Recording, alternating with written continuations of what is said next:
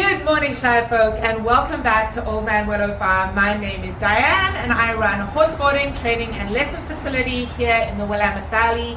And today is Farrier Day here on the farm, so we are going to be doing a little hot shoeing, a little cold shoeing, and we'll look at some of the differences between those two and what are some of the pros and cons. So stick with us, and let's do some pedicures. The good life, the good life.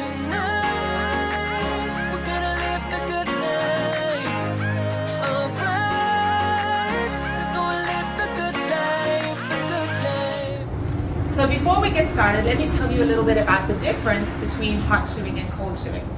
So with hot shoeing, the farrier has a forge, and they heat up the shoes before they mold and shape them, and then they fit them to the horse's hoof. Basically almost like burn them onto the horse's hoof, so that creates a flat surface to which to attach the shoes, and then they cool them off, do a little adjustment if they need to, and then put them on the horse. Cold shoeing, the farrier does not have a forge. The shoes are sized and manufactured, different sizes. The farrier fits the horse to the right shoe size. They do some minor adjustments with the steel just being cold, and then they flatten and shape the horse's hoof by rasping it and making sure that it's completely flat before attaching the shoes. So those are the two techniques that we're going to be seeing today, and then at the end I'll talk a little bit about the pros and cons.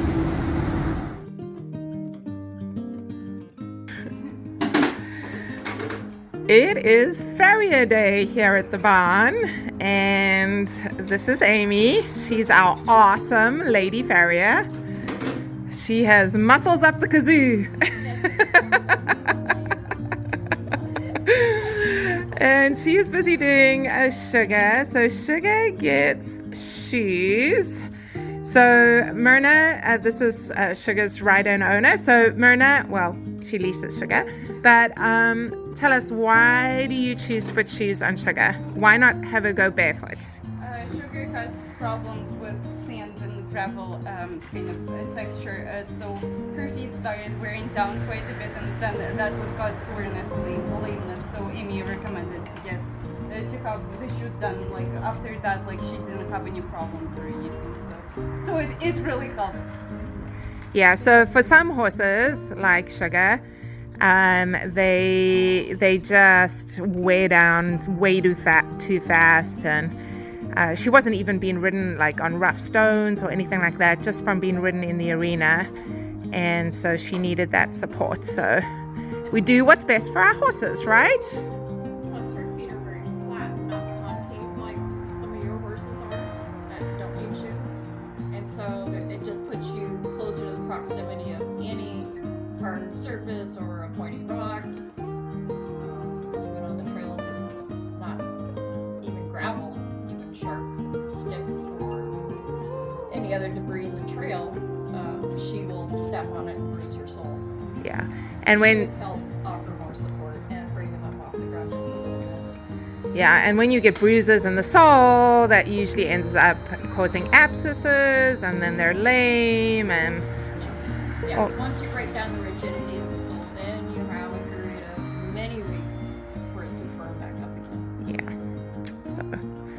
So as I say, some people are all about, oh, your horse has to be barefoot. I'm about what's the best solution for each horse. They're all individuals, and some of them need a little help. So Sugar gets a little help. She's very sensitive to stones on the trails, and if she finds the stone in the arena, she usually like gets all uncomfortable. Ow, ow, ow! So she's very sensitive. She's a prince. Are you a princess, Sugar? Yeah. Miss Princess. Shame. Just gently pull forward, and then with a horse that has really thin soles, you might want to just pull the nails as you go along.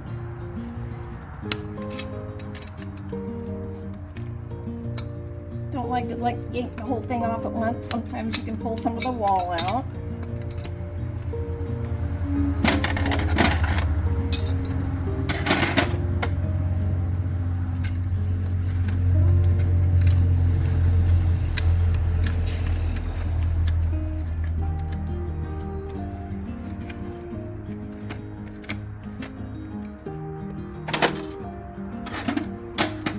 because Diane's students ride on gravel and rocks and actually go on trail rides, I really don't take much sole off at all.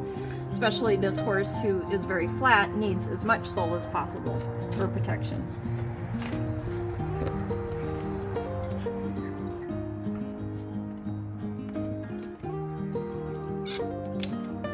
This is the part that always gets me, like, I'm like, oh, I would be so nervous of like clipping the white line, you know, of taking off too much. Whoa. As long as you keep your blades flat, you would never get into the, Okay. and as long as you have not taken off too much sole. Yeah. And some bruising is normal. That's a little bruise, and that's just from a little bit of work on hard surface, and even a horse that's not being worked or ridden can do that to themselves.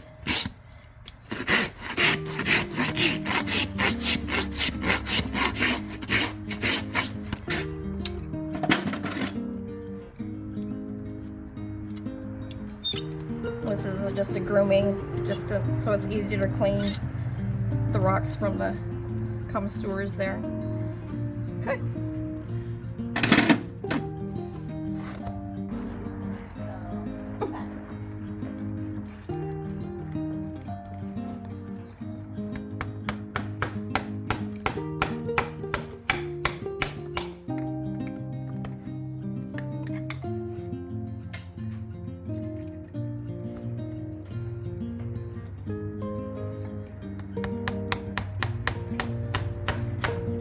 So for people who think, oh my word, the poor horse, can she feel any of that? No, you're basically nailing through your outer portion of your fingernail, right there. So it's Not completely in dead, there's no nerves there. Yes. If you hit her in a nerve, you would know about it, right? Oh, most definitely. Let you know right away. She would jump about 10 feet in the air. Plus, these nails are angled, so you really, really have to really try to stick them. They're meant to go out if you put them in there correctly. If you put them in there backwards, yes, you might stick them. The ends of the nails are angled. And occasionally you do get one that is incorrectly angled. It's like they get in the mold backwards. Sometimes it does happen. Ouch. Or they're jumping around and it gets Yeah. very possible. When I do stick a horse, usually it's because we're wrestling around. And that's over 1,000 pounds that you're wrestling with, so it's fairly large animal to be giving a manicure and a pedicure to. Right, and nailing things on their feet. Yeah. Okay. Get your nose out of the shark, Missy.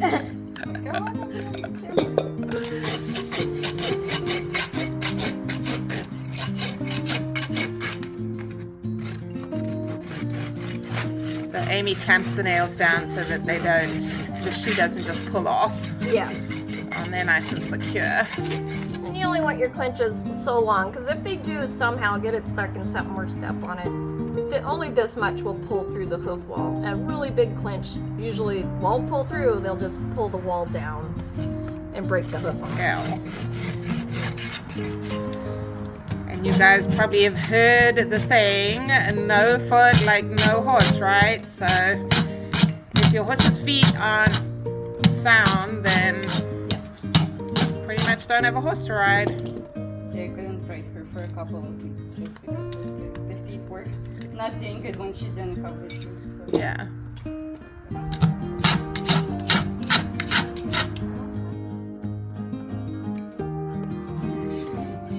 So it's time for Lucky's manicure and pedicure. And he does not have shoes. He does not have great feet. But when I take him out, I have some boots that I put on that protect his feet when we're out. Like I can't ride him out on like stony ground because he gets bruises as well. Yeah. holds So them they just extremely are they flat, or what is it that causes that? He has more concavity, which Okay. more upright on the center part. It's Right. more domed Okay. on the inside.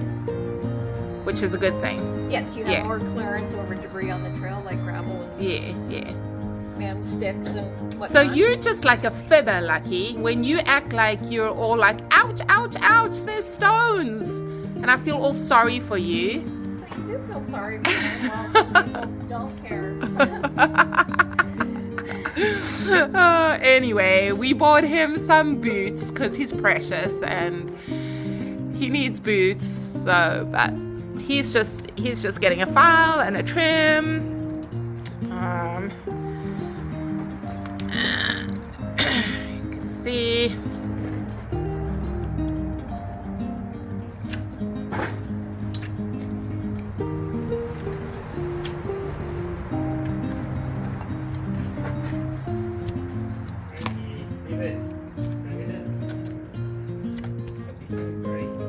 Also, don't take much off the frog just because of the trail riding.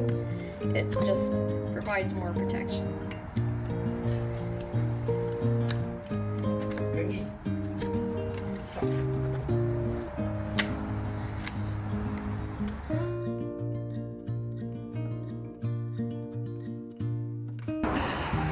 So this is Emily. She's Helen and Erica's farrier. She's here at their little barn. She's busy doing pops, and then she's going to do Pearl for the first time.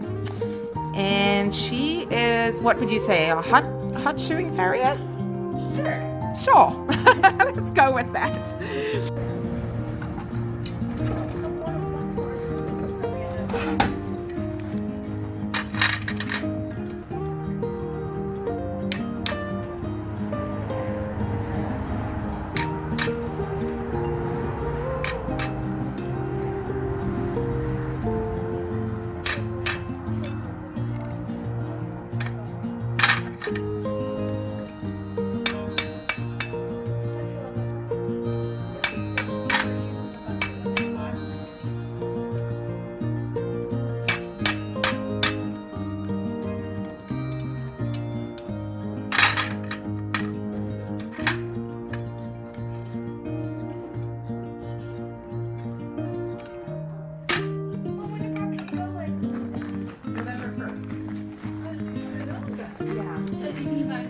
Yes.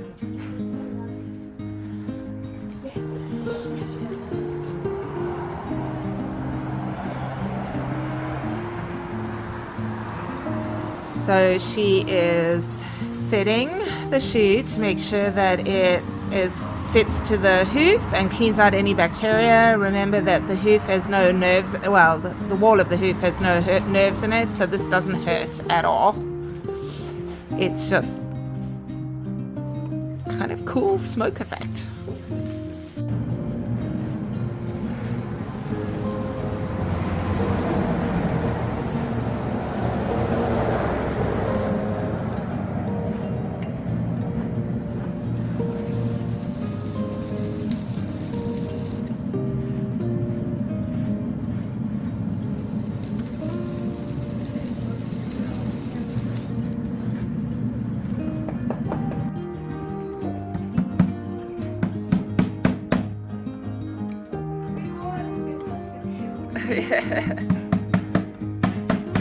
So hot shoeing allows me to see where my shoe fits. So the burn mark is a little bit of a cheat. It also allows me, the shoes are already warm. Hey, could you put these? Sir. Thank you. To shape it easier. It's easier on my body to shape a shoe that's warm because the steel is more valuable.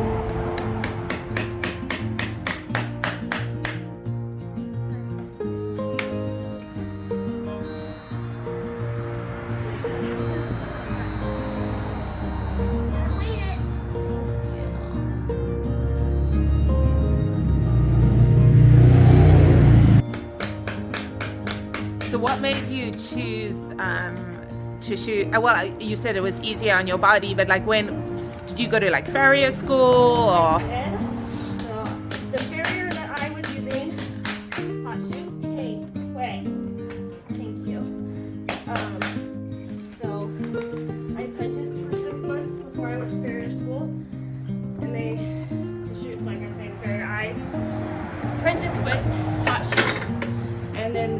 I went to teach us hot shoeing.